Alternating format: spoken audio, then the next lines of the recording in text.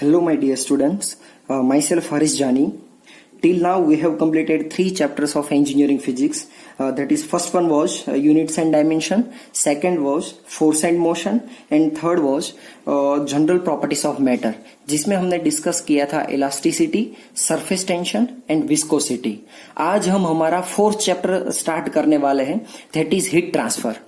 Okay बहुत छोटा और इंटरेस्टिंग चैप्टर है. 4 to 5 लेक्चर में हम कंप्लीट कर देंगे with example. Okay heat transfer start करते हैं. पहले हीट ट्रांसफर है क्या? Okay heat transfer means transfer of heat.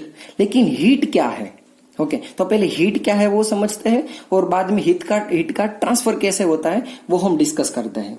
किसी भी मूविंग ऑब्जेक्ट है उनके पास सर्टेन काइनेटिक एनर्जी होती है और काइनेटिक एनर्जी है, सपोज काइनेटिक एनर्जी हम बोलते हैं 1/2 mv². वो किसकी वजह से होती है? सर्टेन वेलोसिटी की वजह से होती है. हमारे पास जो पोटेंशियल एनर्जी होती है वो पोटेंशियल एनर्जी किसकी वजह से होती है? सर्टेन हाइट और से सर्टेन पोजीशन, ये हाइट है या सर्टेन पोजीशन की वजह से होती है.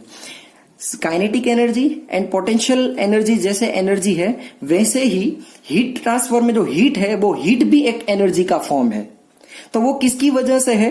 काइनेटिक एनर्जी वेलोसिटी की वजह से है, पोटेंशियल एनर्जी हाइट या सर्टेन पोजीशन की वजह से है. तो हीट किसकी वजह से है? हीट है वो टेम्परेचर, हीट है वो टेम्परेचर की वजह से है या टेम्परेचर डिफरेंस की वजह से है. जैसे काइनेटिक एनर्जी से हम मोशन पाते हैं, पोटेंशियल एनर्जी से सर्टेन हाइट में हमें एनर्जी मिलती है, वैसे ही हीट में high temperature to low temperature दो बॉडीज में, अगर एक बॉडी मान लो कि एक बॉडी है सपोज बॉडी ए, सेकेंड बॉडी है बॉडी बी. सो मान लो कि ए बॉडी का टेम्परेचर TH है, ए बॉडी का टेम्परेचर है TC है. तो क्या होगा? मान लो कि temperature of body A TH is greater than TC. अगर एक कंडीशन है बॉडी ए का टेम्परेचर बॉडी बी की टेम्परेचर की कंपैरिजन में ज्यादा है तो क्या होगा? A to B heat transfer होगा. ओके तो हीट क्या है? हीट एक एनर्जी का फॉर्म है. वो एनर्जी किसकी वजह से है? वो टेम्परेचर डिफरेंस की वजह से है. वो एक और दूसरी बॉडी के बीच में जो टेम्परेचर का डिफरेंस है उनकी वजह से है. ओके हीट ट्रांसफर में हम दूसरा हीट ट्रांसफर हमने कहा देखा है? हमारे डे टू डे लाइफ में हमने कहा देखा है? आपने BME सब्जेक्ट्स में आईसी इंजन देखा होगा. तो आईसी इंजन में जो सिलेंडर और पिस्टन का हीटिंग एंड कूलिंग होता है वो भी हीट ट्रांसफर की वजह से होता है. आपने ऑटोमोबाइल कोई भी मान लो कि बाइक है, कार है, वो सब में जो रेडिएटर आता है तो रेडिएटर है वो रेडिएटर में भी क्या है? वो भी कूलिंग और हीटिंग का काम करते हैं. जो अंदर का ऑयल होता है उनका हीटिंग और कूलिंग का काम करता है. हमारे रूम में, हमारे घर में जो सन के डायरेक्ट रेडिएशंस आ रहे हैं और हमारे घर में जो हीट आ रही है वो भी हीट है, हीट का एग्जाम्पल है. हम घर में गीजर यूज करते हैं, हीटर यूज करते हैं. वो दोनों चीज में हम क्या वाटर को क्या करते हैं? गर्म करते हैं, हम हीट करते हैं वाटर को. वो भी हीट ट्रांसफर की ही एप्लीकेशन है. हम जो खाना पकाते हैं, कुकिंग करते हैं, वो कुकिंग भी किसकी वजह से हो रहा है? हीट ट्रांसफर की वजह से. हमारे घर में ओवन होगा, हमारे घर में रेफ्रिजरेटर होगा, एयर कंडीशनर होगा, वो सभी हीट ट्रांसफर की एप्लीकेशंस है. हम जो आयरनिंग करते हैं, हमारे क्लोथ पे जो आयरनिंग हम करते हैं वो भी हीट ट्रांसफर की वजह से ही करते हैं.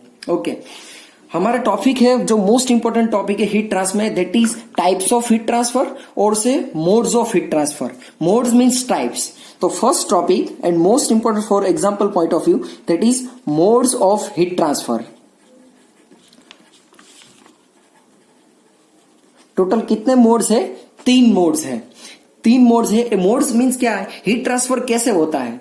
सन रेडिएशन से सपोज, तो सन रेडिएशन हम टच भी नहीं करते सन को, फिर भी हम हीट सेंस कर सकते हैं. या कोई हॉट ऑब्जेक्ट है तो हम उसको टच करते हैं तो हम हीट है वो सेंस कर पाते हैं. तो डिफरेंट का हीट होता है. वो ट्रांसफर कैसे होता है? उनका 3 मोड्स है. Okay first mode that is conduction. Number 2 that is convection and third one is radiation. वो तीनों में क्या डिफरेंस है, अंदर का मैकेनिज्म क्या है, वो हम अभी डिस्कस करने वाले हैं. फर्स्ट हम डिस्कस करेंगे कंडक्शन. कंडक्शन मींस क्या? कंडक्शन में क्या होगा? हीट है वो कंडक्ट होगी. हीट का हम कंडक्ट मींस हम क्या करेंगे? हीट को हम बह देंगे. कैसे? तो उनके लिए एक एग्जांपल हमको सबको पता है कि सपोज आपके घर में कुकर है, या हम कुकर में क्या करते हैं? सपोज यहाँ कोई पॉट है, कुकर मान लो या पॉट मान लो, यहाँ कोई भी एक फ्लेम है. फ्लेम क्या करती है? अंदर मान लो कि कोई वाटर है, वाटर को हमें हीट करना है. तो ए सपोज फ्लेम है. फ्लेम क्या करती है? स्टोव की फ्लेम है वो क्या करती है? हीट करती है. और ये मान लो कि पॉट है.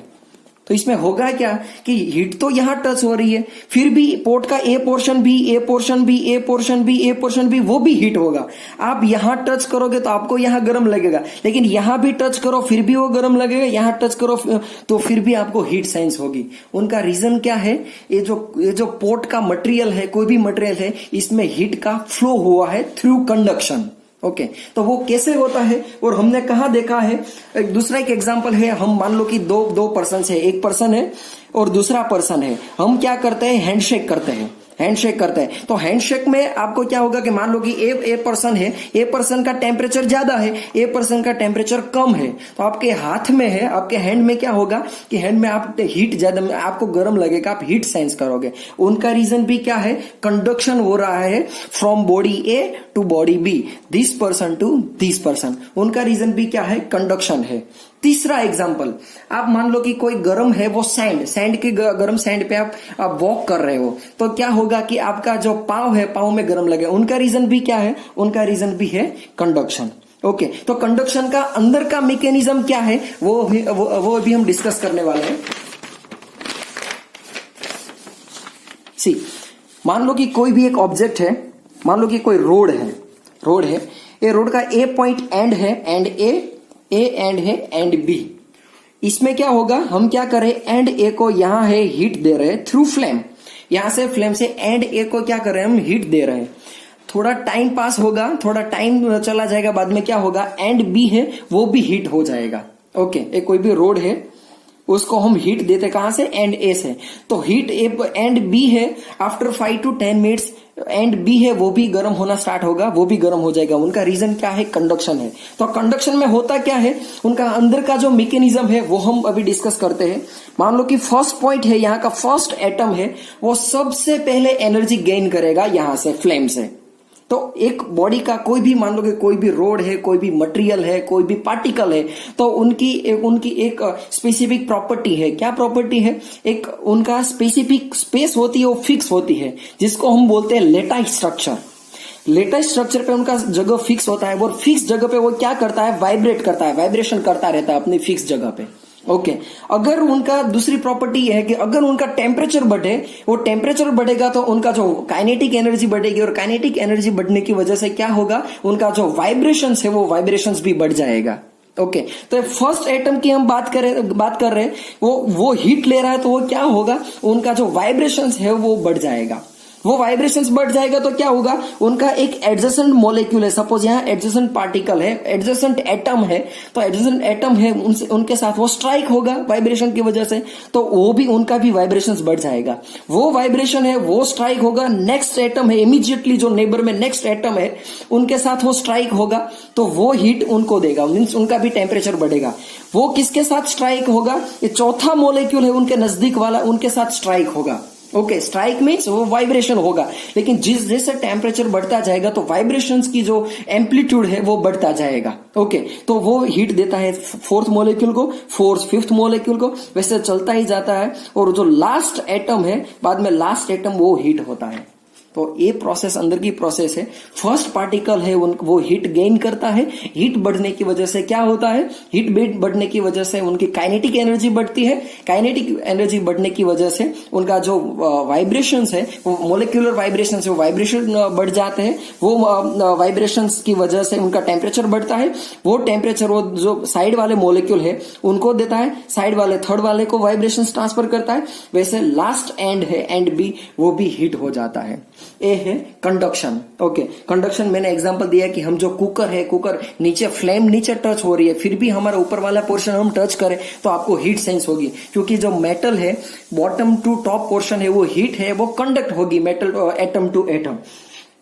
जो हम शर्ट को आयरनिंग करवा रहे हैं तो इसमें भी सेम चीज होगी कि आयरन है तो आयरन वो गर्म है। ओके, वो शर्ट की कांटेक्ट में आएगी तो वहां से डायरेक्ट कांटेक्ट में जो शर्ट के मॉलिक्यूल्स हैं उनके पास हीट जाएगी, तो उनके मॉलिक्यूल्स हैं, उनका वाइब्रेशन बढ़ जाएगा। तो ये प्रोसेस हुई, उनको हम बोलते हैं कंडक्शन।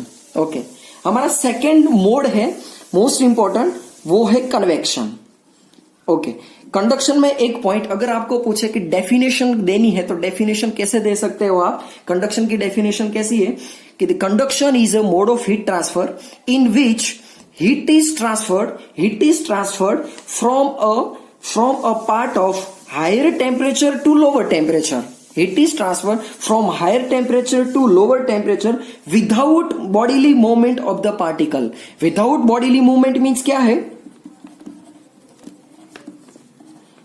ये वर्ड थोड़ा याद रखना, क्योंकि बॉडीली मूवमेंट ये दोनों में, बॉडीली मूवमेंट कंडक्शन में भी आएगा, कन्वेक्शन में एक स्लाइट डिफरेंस है, वो हम डिस्कस करने वाले हैं. तो विदाउट बॉडीली मूवमेंट मीन्स क्या कि पूरा पार्टिकल यहां से यहां नहीं जा रहा है, पार्टिकल यहां से यहां नहीं जा रहा है, तो मूवमेंट हो रही है लेकिन बॉडीली मूवमेंट, खुद पार्टिकल है वो वाइब्रेशंस बढ़ेगा लेकिन अपनी पोजीशन है, अपनी जो लेटा स्ट्रक्चर पे अपनी जगह है वो नहीं छोड़ेगा कंडक्शन में. तो मैं रिपीट करता हूं, उनकी डेफिनेशन क्या है कि it is a mode of heat transfer in which heat is transferred from higher temperature to lower temperature without bodily movement of particle is called conduction.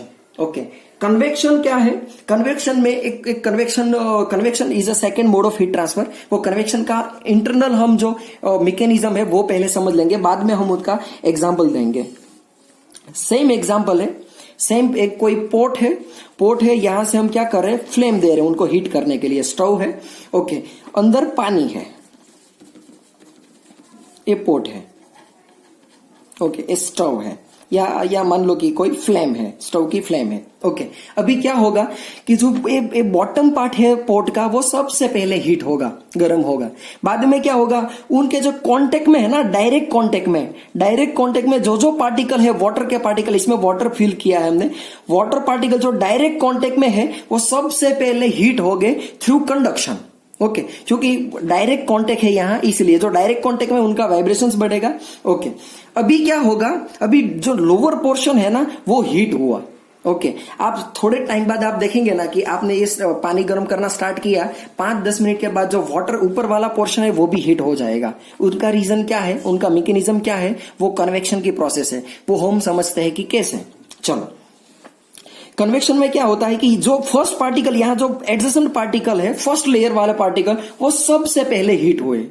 अभी किसी भी पार्टिकल, किसी भी सब्सटेंस का अगर वो हीट हो जाए तो टेम्परेचर बढ़ेगा, अगर किसी भी चीज का टेम्परेचर बढ़ेगा तो हमें पता है कि उनका वॉल्यूम बढ़ता है, और अगर वॉल्यूम बढ़ेगा तो क्या होगा, उनकी डेंसिटी कम होगी. डेंसिटी कम होना मीन्स किसी भी चीज का हल्का होना, उनका वेट कम होना. तो अगर किसी भी चीज का अगर यहाँ टेम्परेचर बढ़ता है तो उनकी डेंसिटी कम होती है, और डेंसिटी कम होने की वजह से वो पार्टिकल जो यहाँ हीट हुआ वो पार्टिकल कहां जाएंगे, ऊपर चले जाएंगे. क्यों? क्योंकि उनकी डेंसिटी कम हुई है. अभी जो ए पार्टिकल यहां से ऊपर गया वो तो यहां एक स्पेस क्रिएट होगी, जिसे हम वैक्यूम बोलते हैं, वैक्यूम क्रिएट होगा, एक स्पेस क्रिएट होगी. वहां कौन से पार्टिकल आएंगे, ऊपर वाले जिसकी डेंसिटी ज्यादा है, मींस जो कोल्ड पार्टिकल्स है वो कोल्ड पार्टिकल्स ऊपर से नीचे आएंगे. ऐसा एक पार्टिकल का नहीं होगा, जितने पार्टिकल यहां से गर्म हुए ना, सब पार्टिकल, मींस मान लो कि दूसरा पार्टिकल वो हीट हुआ, वो हीट होने की वजह से उनकी डेंसिटी कम हुई. क्यों डेंसिटी कम हुई? क्योंकि इनका वॉल्यूम बढ़ा तो डेंसिटी कम हुई. डेंसिटी कम होने की वजह से ऊपर जाएंगे, यहां जो स्पेस क्रिएट होगी वो स्पेस में क्या, ऊपर से मॉलिक्यूल नीचे आएंगे. ये प्रोसेस होगी कन्वेक्शन की. और कन्वेक्शन किसमें, ये जो टोटल प्रोसेस है उनको हम बोलते हैं कन्वेक्शन करंट. और कन्वेक्शन किसमें दिखाई देता है, कन्वेक्शन ओनली फ्लूइड्स में दिखाई देता है, वो सॉलिड्स में नहीं दिखाई देता. फ्लूइड्स यानी कि लिक्विड हो या तो गैस, लिक्विड या गैस दोनों में दिखाई देता है. कंडक्शन है, कंडक्शन मेनली सॉलिड में दिखाई देता है. लिक्विड और गैस में भी कंडक्शन हो सकता है लेकिन इतना होगा नहीं, इतनी प्रॉपर्टीज में. क्यों नहीं, इतना प्रोपोर्शन में क्यों नहीं होगा, बिकॉज यहाँ जो इंटरमोलिक्यूलर डिस्टेंस है, मॉलिक्यूल टू मॉलिक्यूल डिस्टेंस है, वो ज्यादा होगा कंपेयर टू सॉलिड में. ओके, तो जो वाइब्रेशन यहाँ होगा वो वाइब्रेशन हम इसमें ऑब्टेन नहीं कर सकते इतनी इंटेंसिटी पे. तो कन्वेक्शन किस में दिखाई देता है, फ्लूइड यानी कि liquid and gas. And conduction किसमें हम देख सकते हैं, वो हम देख सकते हैं सॉलिड में. ओके, तो फ्लूइड की एक प्रोसेस हुई. सर्टेन हम एग्जांपल देखते हैं कि कन्वेक्शन हमने कहां देखा है. फर्स्ट एग्जांपल है हमारा विंड फॉर्मेशन. जो भी हम विंड सेंस करते हैं ना, वो विंड भी कन्वेक्शन प्रोसेस की वजह से देखते हैं. कैसे? आपने सुना होगा, शायद आपने ECHM सब्जेक्ट्स में ही देखा होगा कि मान लो कि ए एरिया है, ए लैंड है सपोज, और साइड में ए सी एरिया है. यहां से सन की हीट आ रही है, दोनों के ऊपर लैंड पे भी आ रही है और सी पे भी आ रही है. अभी होगा क्या, मैं डे टाइम की बात कर रहा हूं। डे टाइम में क्या होगा, डे टाइम में लैंड है वो ज्यादा एनर्जी एब्जॉर्ब करेगा और सी है वो कम एनर्जी एब्जॉर्ब करेगा। एक्चुअली एनर्जी तो सेम एब्जॉर्ब करेगा, लेकिन सी का जो यहाँ का पार्टिकल है वाटर होता है, सी का वाटर होता है, उनकी स्पेसिफिक हीट का डिफरेंस होता है लैंड की वजह से, इसलिए वो हीट एब्जॉर्ब कम कर पाती है, ये हीट एब्जॉर्ब ज्यादा कर पाती है। ओके, तो डे टाइम में क्या होगा, लैंड का टेम्परेचर ज्यादा होगा, लैंड के ऊपर जो एयर है उनका टेम्परेचर ज्यादा होगा, और सी है, सी पे जो वाटर है उनका टेम्परेचर कम होगा। तो ऊपर वाली एयर है, सी ऊपर एयर है, उनका टेम्परेचर कम होगा।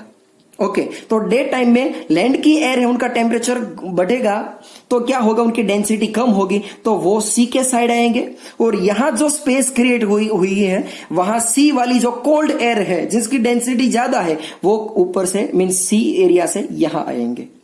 ओके, तो ये डे टाइम की बात है, उनको हम क्या बोलते हैं, कन्वेक्शन करंट। हॉट एयर यहां से लैंड टू सी जा रही है और cold air sea to land आ रही है डे टाइम में। नाइट टाइम में पूरा सिनेरियो रिवर्स हो जाएगा, जो सी वाला एरिया है वहां टेम्परेचर ज्यादा होगा क्योंकि पूरा दिन जितना एब्जॉर्ब किया है वो नाइट में उनका टेम्परेचर बहुत बढ़ जाएगा, और लैंड है, लैंड का टेम्परेचर कम हो जाएगा क्योंकि सन नहीं होता नाइट टाइम में, तो वो जो लैंड है वो कोल्ड हो जाएगी, तो वहां की एयर है वो कोल्ड एयर होगी और सी वाली एयर हॉट एयर होगी। तो hot air sea to land and cold air land to sea night time में आएगा, तो उनको भी हम कन्वेक्शन से हम कन्वेक्शन बोलते हैं।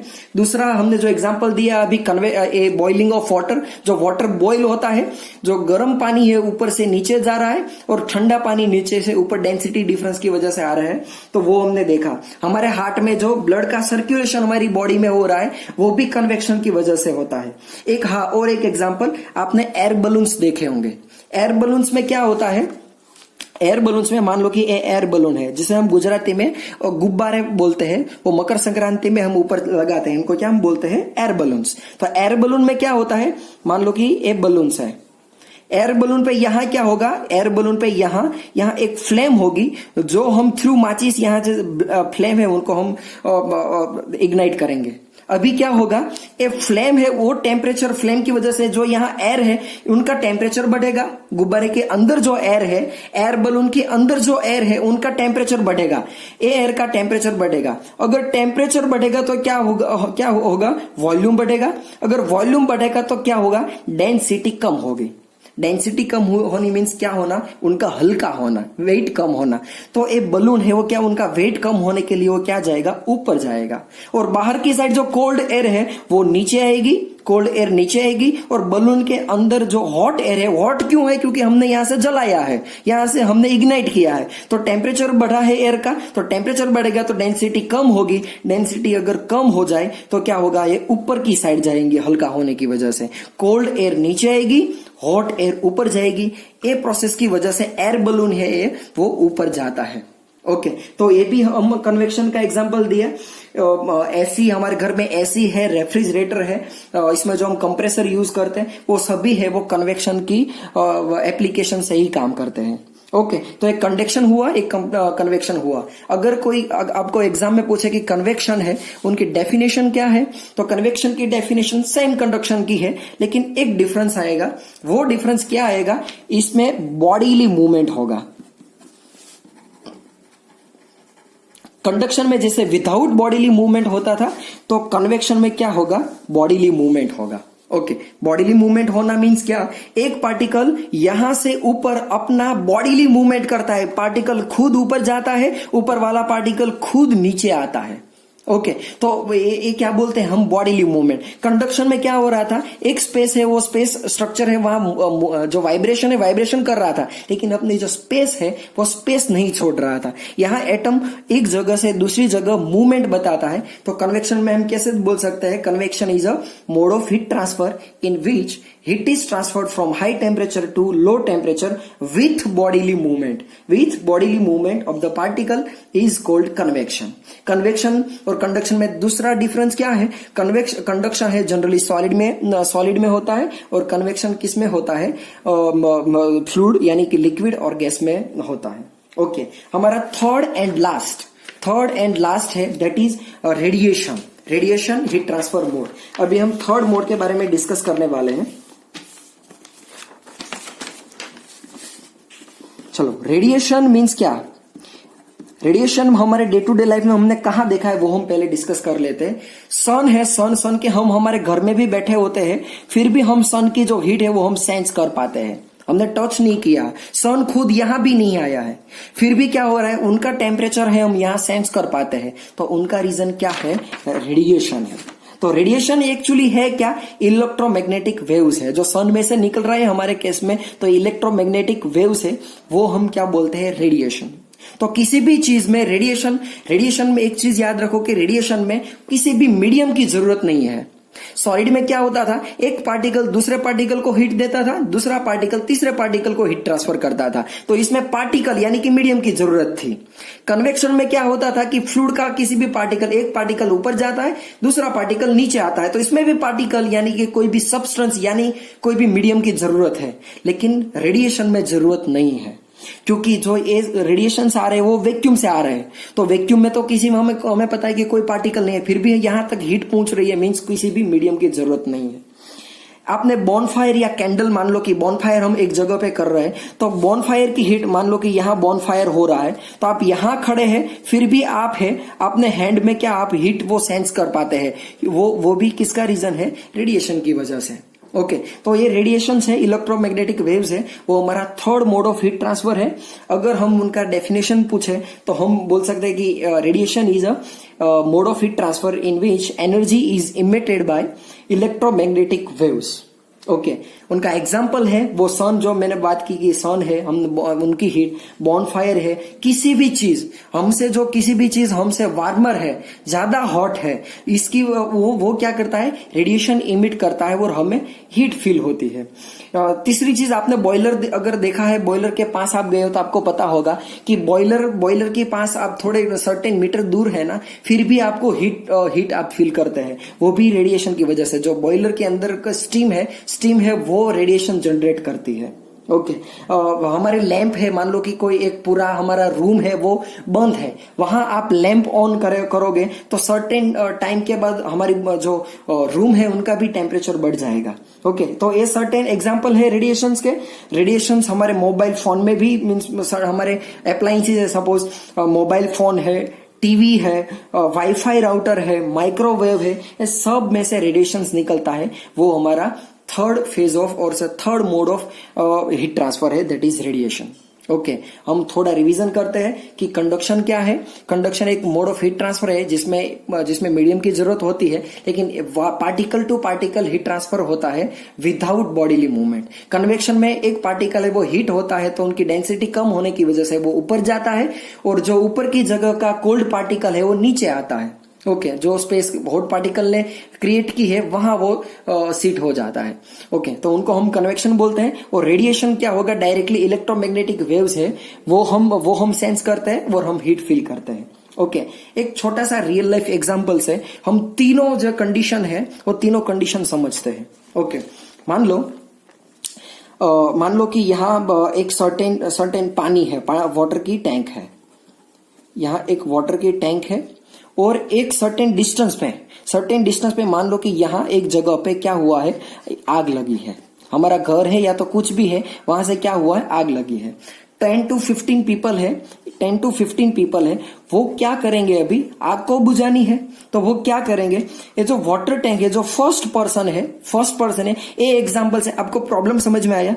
एक वाटर टैंक है, पानी यहां से यहां ले जाकर जो चीज यहां जल रही है वो हमें बुझानी है। तो ये सर्टेन पीपल है वो पानी है, तो सर्टेन पीपल क्या करेंगे, फर्स्ट पीपल है यहां से एक बाल्टी लेगा और बाल्टी से यहां से पानी लेगा। वो पानी, जो पानी भरी हुई बाल्टी है, वो सेकंड पर्सन को ट्रांसफर करेगा, सेकंड पर्सन थर्ड पर्सन को ट्रांसफर करेगा, थर्ड पर्सन है वो फोर्थ पर्सन को ट्रांसफर करेगा, जो फोर्थ पर्सन है वो फिफ्थ ट्रांसफर को, वैसे लास्ट पर्सन है वो क्या करेगा, पानी यहां डालेगा। और ये प्रोसेस को हम क्या बोलते हैं, कंडक्शन बोलते हैं। कंडक्शन में क्या होता है कि जो मॉलिक्यूल्स है, जो पर्सन है वो अपनी जगह नहीं छोड़ रहे, फिर भी ट्रांसफर करते हैं। यहां हम पानी ट्रांसफर कर रहे हैं, वहां हम हीट ट्रांसफर करते हैं। चलो, ये सेम एग्जांपल हम कंडक्शन में कैसे समझेंगे। मान लो कि कोई बंदा क्या करता है, ये बंदा खुद यहां आता है, पानी भरता है, बाल्टी लेकर यहां आता है, पानी को पूरा यहाँ निकल देता है अपनी बाल्टी में से। वो जो खाली एम्प्टी बाल्टी है वो एम्प्टी बाल्टी यहाँ लेकर आता है। अगेन वो क्या करता है, पानी भरता है बाल्टी में, यहाँ है वो आग के ऊपर डालता है, फिर से यहाँ। ये हुआ कन्वेक्शन। कन्वेक्शन में पार्टिकल है, पार्टिकल बॉडीली मूवमेंट करता है, एक जगह से दूसरी जगह जाता है। हॉट पार्टिकल यहाँ आता है, कोल्ड पार्टिकल यहाँ से यहाँ आता है। तो ये हुआ कन्वेक्शन का एग्जांपल। सेम सिचुएशन में अगर रेडिएशन समझना है तो रेडिएशन में क्या होगा, रेडिएशन कैसे होगा इसमें कि यहां से अगर मान लो कि आप क्या करें, वो डायरेक्टली एक बंदा है, वो डायरेक्टली ए पर्सन क्या करेगा, यहां से वाटर का थ्रो करेगा, यहां से वाटर का थ्रो करेगा। तो यहाँ बाल्टी की भी जरूरत नहीं है, यहां से डायरेक्टली थ्रो करेगा, कोई मीडियम की जरूरत नहीं है। यहां से अगर यहाँ पानी पहुंच सकता है तो डायरेक्टली आग बुझ जाएगी। तो उनको हम क्या बोलते हैं, रेडिएशन। ये बंदा भी अपनी पोजीशन पे फिक्स है, ओके, यहाँ बॉडीली मूवमेंट भी नहीं हो रही है, ओके, और कोई मीडियम की जरूरत भी नहीं है, डायरेक्टली वाटर यहां से यहां ट्रांसफर होता है। रेडिएशन में वैसे ही हीट एक जगह से दूसरी जगह पे ट्रांसफर होती है, कोई मीडियम की आवश्यकता नहीं है। ओके, तो ये आज के लेक्चर में हमने क्या डिस्कस किया, 3 मोड्स ऑफ हीट ट्रांसफर हमने डिस्कस किया, conduction, convection and radiation. Okay, next lecture में हम लेक्चर 2 में हम क्या डिस्कस करने वाले हैं, इससे आगे हम Kirchhoff law and Stefan Boltzmann law हम डिस्कस करने वाले हैं।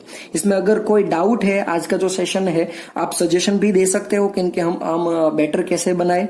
अगर आपको कोई डाउट है तो आप अगेन देख सकते हैं, फिर भी आपको पता नहीं चला तो आप पर्सनली मुझे व्हाट्सएप पे मैसेज करके कमेंट, इसमें यूट्यूब पे कमेंट भी कर सकते हो या पर्सनली मैसेज भी कर सकते हो। Thank you very much.